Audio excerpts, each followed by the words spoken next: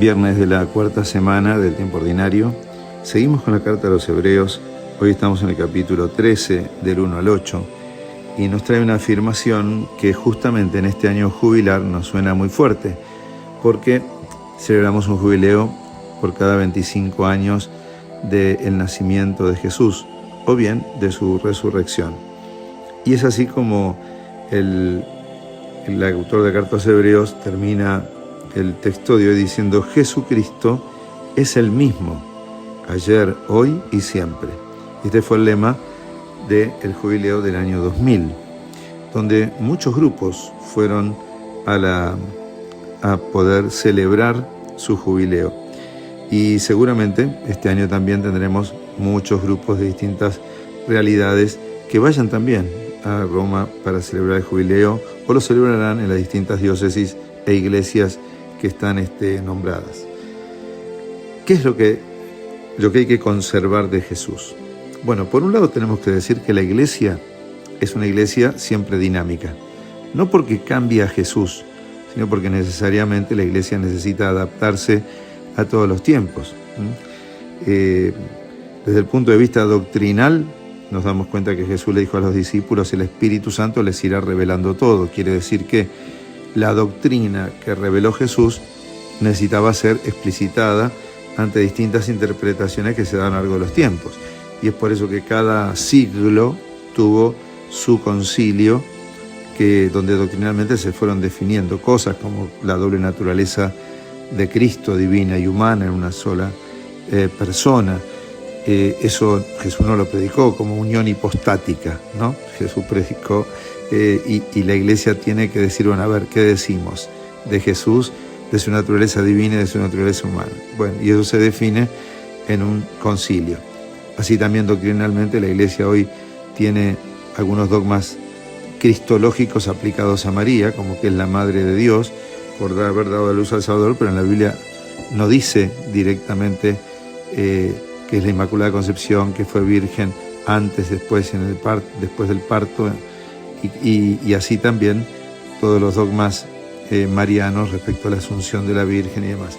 Estas cosas se van definiendo porque se necesita explicitar el Evangelio para las cuestiones que se van presentando a lo largo de los tiempos. Así también en la parte disciplinar, Jesús hoy da también una serie de podemos decir así, algunos consejos, ¿no?, disciplinares. Conserven el amor fraterno, no se olviden de la hospitalidad, acuérdense de los presos, respeten el matrimonio, vivan sin ansias de dinero, conténtense con lo que tienen. El Señor no nos abandonará. Pero sin embargo, hoy la Iglesia tiene todo un código de derecho canónico. Y por otro lado, la Iglesia también, viviendo nuevas realidades, va poniendo incluso en distintas congregaciones, grupos apostólicos, normas propias de los tiempos. El uso del Internet, el uso de las redes, hoy es una realidad nueva, y muchas veces decimos que no hace bien estar demasiado tiempo pegado a las redes y perdiendo el contacto personal con las demás personas. Esas cosas Jesús no las podría haber predicado porque son de nuestro tiempo. Ahora la Iglesia, tomando de este Jesús que es el mismo, ayer, hoy y siempre, lo actualiza de un modo diferente. Así también en la pastoral, ¿no? Jesús en sus tiempos recibió a un celote, que era de un movimiento que buscaba la independencia de los romanos, muchas veces hasta por caminos violentos, y lo integró al grupo de los 12. Hoy, si Jesús incorporara a alguien de un movimiento que utiliza la violencia, diríamos: la Iglesia está dejando incorporar a sus filas a alguien así. La Iglesia puede dejar entrar a alguien que no esté convertido. Y miremoslo a Mateo, que era recaudador de impuestos.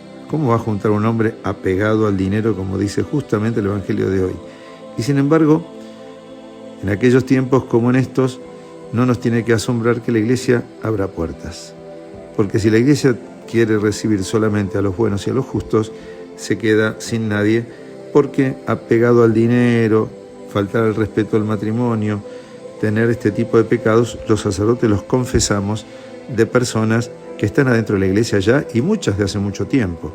Y sin embargo, entonces cuando hoy también la iglesia recibe a un grupo, por ejemplo, el jubileo de los políticos, muchos dicen, pero si está lleno de corruptos. Bueno, el Señor le pedirá, lo está invitando a que cuando pasen por esa puerta santa se conviertan, ¿no es cierto?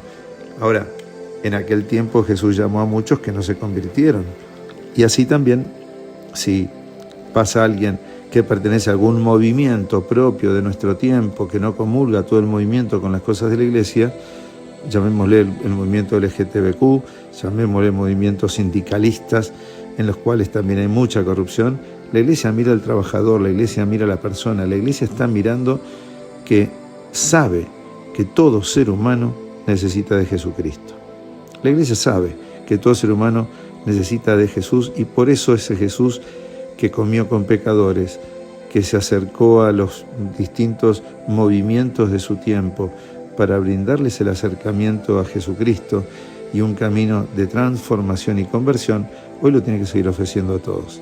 Que entonces así también nosotros seamos fieles a ese Cristo que perdona a la adúltera, que camina junto a su madre, que es santa y inmaculada, que camina junto a los apóstoles de los cuales uno nunca se convirtió, como Judas, salvo quizás a último momento, cuando se ahorcó desesperada por la desesperación.